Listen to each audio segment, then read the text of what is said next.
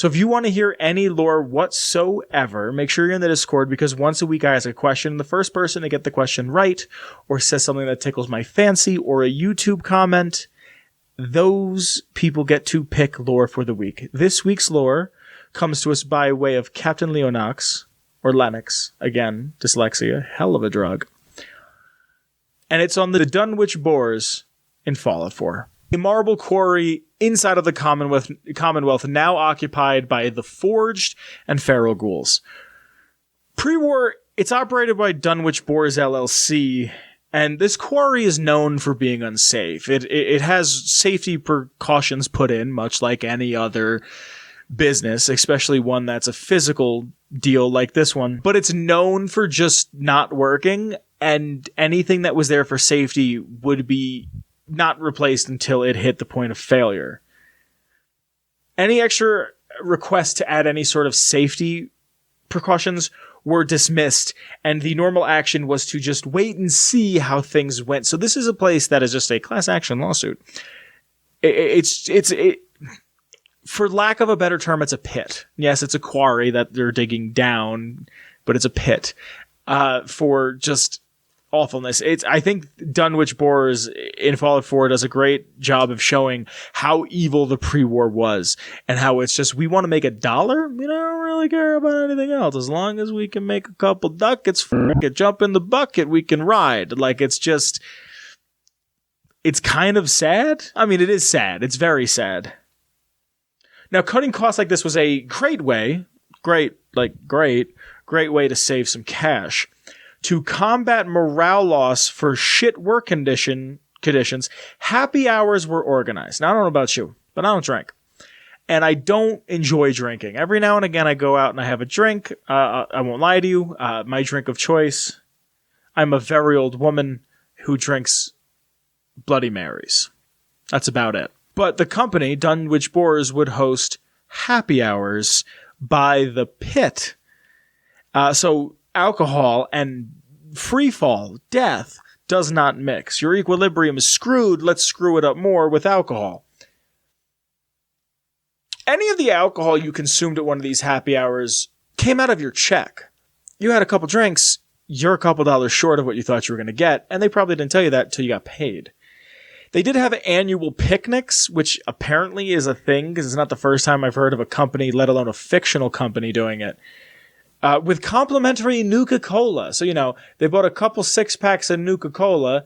200 people are showing up. Get 150. Not everyone's going to drink them. Any on-site deaths were treated with just a casual nature. Just very, blase blah, just play it off. It didn't matter if it was the employee or the employee's child. The employee's child. A death was to go, that's what happens on a construction site, and you were to keep moving.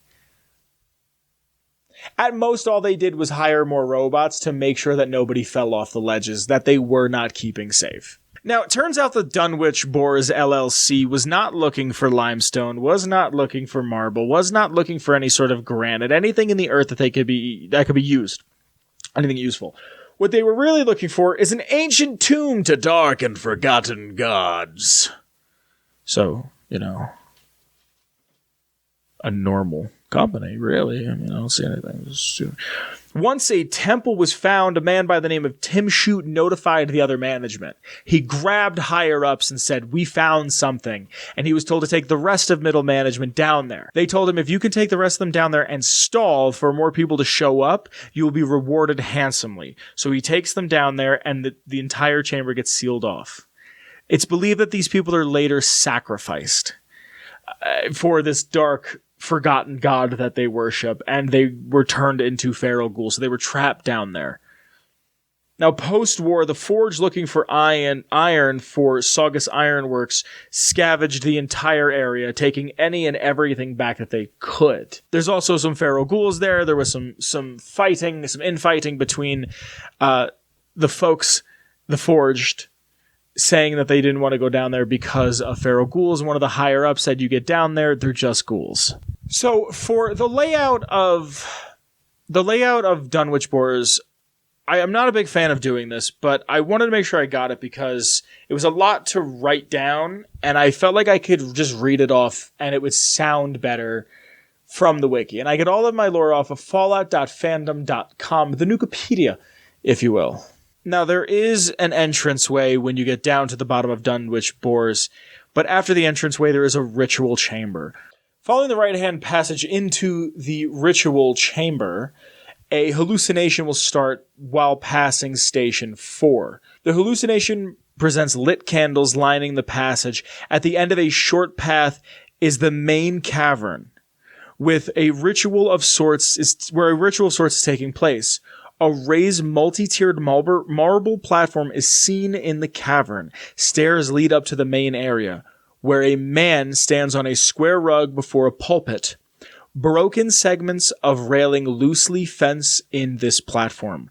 He's wearing pastor vestments. The man makes repetitive cutting motions towards the top of the pulpit with a large knife. Behind him, a long set of chains hang from the crane, flush against the ceiling.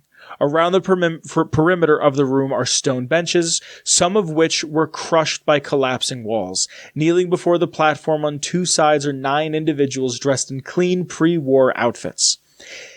Each one rests on their knees, hands crossed behind their back, with their heads bowed. The room is lit by additional candles on the perimeter walls and the corners of raised platforms. Every few moments, the room shakes and rumbles violently. You can progress down, a large flash of light will happen, and it'll come back to regular day. And down the corridor of the chamber, a little bit of a ways, you find the project managers from stations 1 through 4. Bob Staton, Bradley Ramone, John Hatfield, and Tim Schutz. The cavern appearance will change significantly from the way it was observed in the flashback. The raised platform is no longer there, as are the pulpit, the rugs, and the candles. In place of the platform and surface, a large pool of water can also be found around where the people were kneeling. There are some similarities, but not much remain. Now, there's also an underwater chamber. The sole survivor can dive into that pool of water and swim down a deep tunnel into the earth, and at the bottom of the fog, a gigantic statue has been buried beneath the earth. Gazing at the player with pupilless eyes, right next to it is the pulpit from the previous hallucination, and an entrance to an even deeper chamber. This being Fallout and environmental storytelling, there are a ton of skeletons, and past the skeletons is another tunnel, which soon opens into another chamber with stone benches set along the edge of the space. And an altar sits in the center against the back wall, illuminated by more glowing fungus. On the altar are 2 mini-nukes and is a unique weapon called Krevminth's Tooth. Captain Leonox wanted to know, especially about, there was a face down there, and all it is just that it's a statue down there. It's an Art Deco pre-war statue that's down there, and it's not really said anything. I can only imagine it's a stand-in for one of the Dunwich gods that they believe in. There's a H.P. Lovecraft story called the Dunwich Horror, and all of this is comprised of. It's taken from, derivative of, if you will. And I like that it's kind of vague, but it doesn't say exactly why that skull is down there, and I kind of like that. Skeleton. Jeez. Statue is down there, but it's cool. I like it. Makes me smile. Just some notes for you.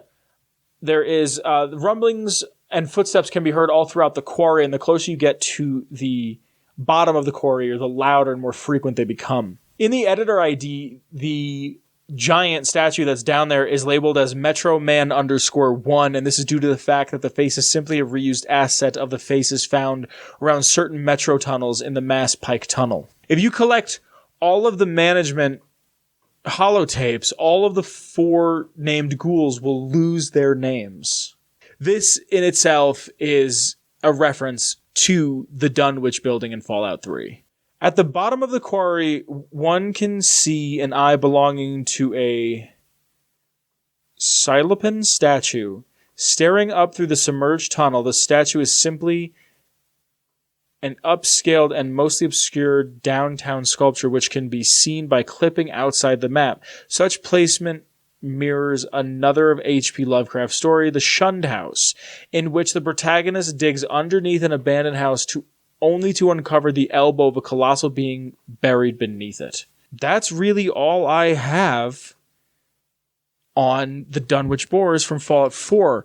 It's a thing that I remember finding and not really understanding what was going on the first time I found it, and getting the hallucinations and the tooth, and just kind of walking away going, all right, that was cool, and coming back to farm raiders and what have you.